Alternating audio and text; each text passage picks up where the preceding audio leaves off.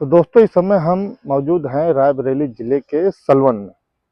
Sullivan के पास तकरीबन Sullivan से 8-10 किलोमीटर रायबरेली साइड में एक गांव पड़ता है सूची। एक चौराहा है जहां पर इस समय हम मौजूद हैं।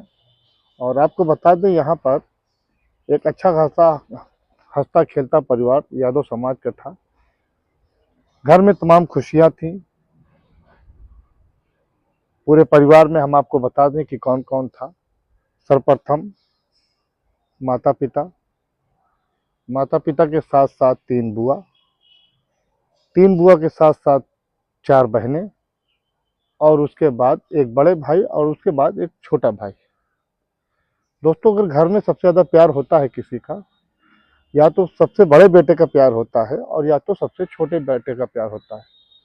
प्यार तो यूँ कहिए सबका होता है, ऐसा नहीं किसी के साथ जो है कम और किसी के साथ ज़्यादा प्यार होता है। लेकिन बड़े बेटे का प्यार और छोटे बेटे का प्यार दोनों बहुत डिफरेंट होता है, माँ बाप की नज़रों में भी, बहनों की नज़रों में भी और बुआ की नज़रों में भी। जैसा कि मैं पहले भी कह चुका हूँ दोस्तों, जो बुआ होती हैं, बुआ की नज़रों में जो भतीजे होते हैं वो हीरे और सोने से ज़्यादा होते हैं। सबसे ज़्यादा बुआ को प्यार होता है अपने भतीजों से। उतनी अपनी औलाद से प्यार नहीं होता जितना अपने भतीजों से होता है। ये प्राकृतिक का नियम है। अब बात करते हैं हम दोस्तों बहनों की। बहन की बात करें तो बहन की नज़रों में भाई की बहुत अहमियत, बहुत कीमत होती है। क्योंकि भाई बहन का रिश्ता एक अजूबा रिश्ता है, एक पाक रिश्ता है, पवित्र रिश्ता है। किसी भी मजहब में हो, किसी भी धर्म में हो, बहन भाई का रिश्ता सबसे पवित्र होता है। एक बहन को अपने भाई से, छोटा भाई हो या बड़ा भाई हो, चाहे अकेला भाई हो या कई भाई हों, अपनी बहन बहन को अपने भाइयों से काफ़ी लगाव प्यार होता है। लगाव प्यार के साथ साथ उनकी उम्मीदें बहुत ज़्यादा अपने भाइयों से होती हैं। उम्मीद ये होती है कि अगर कोई दुख मुसीबत पड़ेगा तो मेरा भाई मेरे साथ खड़ा है, मेरे मुसीबत में आके खड़ा होगा, मेरे दुख में खड़ा होगा, मेरे सुख में भी आके मेरा भाई खड़ा होगा। ये तमाम आशाएं अपनी बहनों को अपने भाइयों से होती है। दूसरा इसमें एक बात आती है कि हिंदू समाज में एक त्यौहार आता है राखी का त्यौहार, जिसमें तमाम बहनें अपने भाइयों के कलाई में राखी बांधती हैं। और ये राखी बहुत पवित्र राखी होती है। ये सुरक्षा का कवच कहा जाता है, सुरक्षा का धागा कहा जाता है, सुरक्षा का बंधन कहा जाता है और ये बहुत पवित्र होता है। जब कोई बहन अपने भाई के कलाई पे राखी बांधती है तो उसको एक आशा होती है, एक उम्मीद होती है कि हमारा भाई मेरे लिए सुरक्षा कवच की तरह खड़ा रहेगा।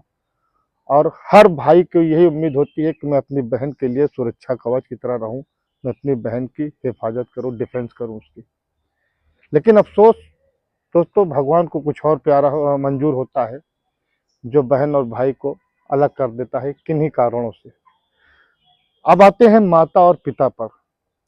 माँ और बाप दुनिया के एक ऐसे अनमोल रतन हैं कि जिनको पैसे से भी नहीं खरीदा जा सकता। कितनी भी कीमत लगा लो, लेकिन कीमत दे करके माँ और बाप को नहीं खरीदा जा सकता। अगर आप खरीद भी लेंगे तो आपको प्यार नहीं मिलेगा, क्योंकि न वो माँ मिलेगी न वो पिता मिलेंगे। क्योंकि जो माँ अपने पेट में 9 महीने तक अपने बच्चे को रखती है और 9 महीने के बाद जब बच्चा पैदा होता है, दौरान बच्चा पैदाइश के माँ जो है दूसरा जन्म लेती है, तब वो एक बच्चे को जन्म देती है, चाहे बेटी हो या बेटा हो। तो माँ और बेटे का जो रिश्ता होता है, पिता का बेटे का जो रिश्ता होता है, वो सबसे अलग होता है। लेकिन माँ जो होती है दोस्तों, वो पिता से भी ज़्यादा अपनी औलाद को चाहती है। क्योंकि किस मुसीबत से उसको पैदा करती है और उसको पालती है, पोसती है, इसको मैंने आपको कई वीडियोज़ में हम बता भी चुके हैं आपको। तो माँ और बेटे का रिश्ता बहुत ही अलग, बहुत पवित्र होता है। पिता को उतनी मोहब्बत होती है अपनी औलाद से, ऐसा नहीं, लेकिन जो मोहब्बत माँ को होती है, जब पैदा होता है बेटा, पैदा होने के बाद उसको हर वक्त माँ जो है अपने बेटे को अपने सीने से लगा के रखती है और ये उम्मीद और आशा के साथ रखती है कि जब मेरा बेटा जवान होगा तो इसकी हम शादी करेंगे, बहू लाएंगे। बहुत सारे अरमान होते हैं कि मेरा बेटा मेरी सेवा करेगा, बहू आएगी मेरी सेवा करेगी। इस अरमान के साथ माँ बाप अपने औलाद को पालते हैं, अपने बेटे को पालते हैं। लेकिन अफसोस दोस्तों, अगर किसी परिवार में माँ बाप को अगर दुख और मुसीबत देखना होता है तो भगवान उसके घर में कोई ना कोई अनहोनी घटना घटित कर देता है, जिससे माँ बाप को कष्ट होता है और भाइयों बहनों बुआ को भी कष्ट होता है। लेकिन क्या करेंगे दोस्तों, ये तो प्राकृतिक का नियम है। जो इस दुनिया में आया है उसको आज नहीं तो कल जाना पड़ेगा। आज हम हैं, कल हम चले जाएंगे। बहुत से लोग ऐसे जो हमारे बाबा आजा हैं, बहुत से लोग चले गए, बहुत से लोग हैं, बहुत से लोग चले जाएंगे।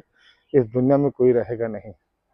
ठीक इसी तरीके से मैं एक परिवार में आया हुआ हूँ जहाँ पर अपार खुशियाँ थी। हर बहन को अपने भाई की शादी में जाएंगे, बारात लेके जाएंगे। हर बुआ को हम अपने भतीजे के बारात जा रहे हैं, अपनी बहू लेकर के आएंगे। और उस माँ से पूछिए, उस माँ का घर के अंदर है रो के बुरा हाल है कि जिसने अपने औलाद को 30 साल तक पाला और उसके लिए बहू लाने जा रही थी। लेकिन अफसोस कि रास्ते में बारात जाते समय परसों ऐसी घटना घटती है कि किसी को कुछ अंदाजा ही नहीं था कि ऐसा हो सकता है। अब क्या हुआ ये तो ईश्वर ही जानता है। वहाँ पे बारात जाती है बनी स्टेशन के पास, वहाँ पर कोई क्रॉसिंग होती है। क्रॉसिंग के पास गाड़ी हल्की सी रुकती है, जिसमें से दूल्हा गाड़ी से उतरता है और क्रॉसिंग पार करके जाता है। फिर अचानक क्या होता है दोस्तों, ये हम नहीं बता सकते, क्योंकि मैं मौके पे मौजूद भी नहीं था। लोगों से सुना कि वहाँ पर एक घटना होती है, अप्रिय घटना घटती है, जिससे घर में खुशियों की जगह मातम में बदल जाती है। एक छोटा भाई होता है, भाई की कमर टूट जाती है, माँ की आंखों की बिनाई चली जाती है, पिता का सहारा टूट जाता है, पिता का बाजू टूट जाता है, बुआ की आस टूट जाती है, बहनों की सुरक्षा टूट जाती है। एक ऐसी अप्रिय घटना घटती है। उनके हम दरवाजे पे इस वक्त खड़े हैं। कल उनका अंतिम संस्कार कर दिया गया और आज हम देखेंगे जिस दरवाजे पे खुशियों का माहौल रहता, इधर उधर खाना पीना होता, बहनें नए नए लिबास पहन करके इधर से उधर आती जाती, बुआ नई नई साड़ियाँ पहनती, माँ अलग से नई साड़ी, पिताजी अलग से नए कपड़े पहनते, भाई अलग से नया कपड़ा पहनता। गांव के अंदर अफरा तफरी होती, घर के अंदर टेंट लगे होते, खाने हलवाई आता, ये खाने की चीज़ें बननी है, वो खाने की चीज़ें बननी है। तमाम सपने ऐसे थे जो सब इस घर में एक ही दिन में, एक ही घंटे के अंदर सब वो ज़मीन के अंदर दफ़न हो गई और बड़ा भाई इस दुनिया से चला गया। देख सकते हैं मैं उसी दरवाजे पे खड़ा हूँ जहाँ पर सन्नाटा एकदम पसरा हुआ है। मुझे बहुत अफ़सोस के साथ कहना पड़ रहा है दोस्तों, भगवान किसी के घर में ऐसी दुख न दे। जाना तो सबको है, ऐसा नहीं किसी को जाना नहीं है, सबको जाना है। लेकिन इस तरीके से जाना, जहाँ अपनों को दुख होता है वहीं जहाँ गैर भी सुनते हैं तो उनको भी दुख और तकलीफ होती है कि इस तरीके से किसी घर कोई अप्रिय घटना ना घटे। मैंने घर वालों से बात करने की बहुत कोशिश की, जो इस घर का एक अकेला वारिस अब बचा हुआ है बेटा, उनसे मैंने बात किया, लेकिन वो कैमरे के सामने बोलने से मना कर दिए कि ना वो अपनी खुद बोल सकते हैं, ना मम्मी से बुलवाएंगे, ना बुआ या बहनों, किसी से बोलने को राज़ी नहीं हुए। मैंने बहुत रिक्वेस्ट किया, लेकिन चूँकि उनके ऊपर मुसीबत है तो मैं भी उनको कुछ कह नहीं सकता, ना प्रेशर दे सकता हूँ। फिलहाल वो मेरे पीछे हैं, मेरे पीछे मतलब मेरे सामने कैमरे के पीछे हैं। मैं एक बार फिर रिक्वेस्ट उनसे करूँगा कैमरे के ऑन कैमरे कि अगर किसी अपनी एक बुआ या एक बहन से अगर मेरी बात करा दें तो बहुत अच्छा होगा। नहीं तो दोस्तों, मेरा यहाँ आने का जो मकसद बेकार हो जाएगा, ख़राब हो जाएगा। जिस मकसद से हम यहाँ पर आए थे उनके दुख में शामिल होने के लिए, हमारा चैनल उनके साथ, वो मकसद हमारा पूरा नहीं हो पाएगा। तो दोस्तों, दिखाने का मतलब मेरा यही था कि यहाँ पर टेंट होते, खुशियाँ होती, सब आपस में भागते दौड़ते, एक दूसरे का जो है पैर छूते, छोटे बड़े का पैर छूते और आशीर्वाद लेते। लेकिन वहाँ पर आज एकदम सन्नाटा पसरा है। कैमरा मैन से कहूँगा दिखा दें किस तरीके से। देखिए यहाँ पर जिस तरीके से मैंने देखा है कि जो शादियाँ होती हैं हिंदू रीति रिवाज में, तो एक छोटा सा छप्पर टाइप का छाया जाता है, उसको क्या बोलते हैं मैं तो नहीं जानता। और उसमें एक छोटा बीच में एक लंबा सा बांस भी लगाया जाता है, एक छोटी सी गगरी भी रखी जाती है और तमाम ये सब होता है। लेकिन इन सब जगहों के बीच में दोस्तों यहाँ पर तिथि बनती है, जिस पर एक व्यक्ति को दुनिया से चला जाता है, उसको ले जा करके उसका अंतिम संस्कार करते हैं। तो आप देख सकते हैं इस घर में अभी शादी से ही कुछ दिन पहले रंगाई पोताई हुई थी खुशियों के लिए, लेकिन सब कुछ खत्म हो गया, मिट गया दोस्तों। इससे ज़्यादा मेरे पास कहने के लिए कुछ नहीं बचा। आप देख रहे थे हसन मेहंदी खान के